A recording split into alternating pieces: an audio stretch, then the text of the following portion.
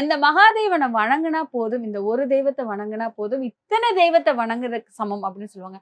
அப்படி என்னென்ன தெய்வத்தை வணங்குனதுக்கு சமம் அப்படிங்கிறத கொஞ்சம் தெளிவா சொல்லுங்க. முப்பெரும் தேவர்கள்ல காத்தல், அழித்தல், படைத்தல். அதுல அழித்தல் அப்படின்னு சொல்லக்கூடியது சிவபெருமான். அழித்தல்னா நம்மளுடைய பாவத்தை அழித்தல் தான்.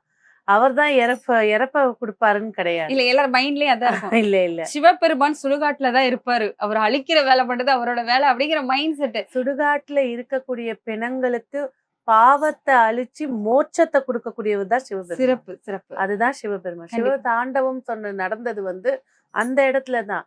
ஏன்னா அவரை சுத்தி பேய்கள் பிசாசுகள் இருக்குன்னா அவரை வேண்டி வரம் கேட்கோங்க, எனக்கு மோட்சத்தை கொடு அப்படின்னு. அதனாலதான் இப்பவும் தவசம் கொடுக்கணும் அப்படின்னா முதல் இடம் ராமேஸ்வரம், கண்டிப்பா திருப்புல்லானி, உத்தரகோசமங்கை. இதுதான் அந்த இடமே. அந்த இந்தியாவுடைய எல்லை சொல்லக்கூடிய தனுஷ்கோடியில இருக்கக்கூடிய இடம் இந்த ராமேஸ்வரத்துலதான் திலஹோமத்துக்கு மிக பிரசித்தி பெற்றது. சிறப்பு. எப்பேற்பட்ட நம்ம வீட்டுல தாத்தா இறந்திருப்பாங்க, பாட்டி இறந்திருப்பாங்க, ஆனா அந்த இடத்துல போய் நீங்க கொடுத்துட்டு போது மோட்சம் அடையாம இருக்கவங்களுக்கு கூட பாதையை ஏற்படுத்தி கொடுக்கிறவர் சிவபெருமான் தான். கண்டிப்பா. அதனாலதான் சிவன், அதனாலதான் பாத்தீங்கன்னா மகா சிவராத்திரிக்கு எல்லா வழிபாடுகளும் நடக்கும், சுடுகாடு பூஜைகளும் நடக்கும். கண்டிப்பா. அடுத்த நாள் மசான கொல்லை அம்பாலோட ஆட்டத்தை காட்டுவாங்க, அதுவுமே சுடுகாட்டுலதான். ஆமா எல்லாமே.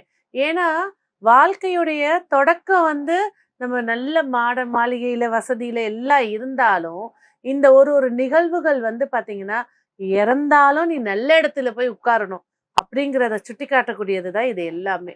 அப்ப இந்த சிவனை கும்பிடும் போது 16 பெற்று பெருவாழ் வாழ்கன்னு சொல்லுவாங்க.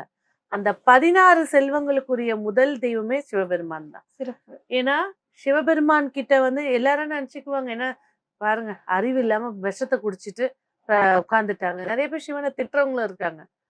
மக்கள் வாழணும், மக்கள் சுகமா இருக்கணும்ன்ற போது எந்த சுயநலமும் இல்லாம அந்த விஷத்தை குடிச்சவர் சிவபெருமான். ஏன்னா எல்லா செல்வங்களுக்கும் உடையவர்கள் இந்திரனே போய் சிவனை தான் காலில் விழுந்து கும்பிட்டாரு.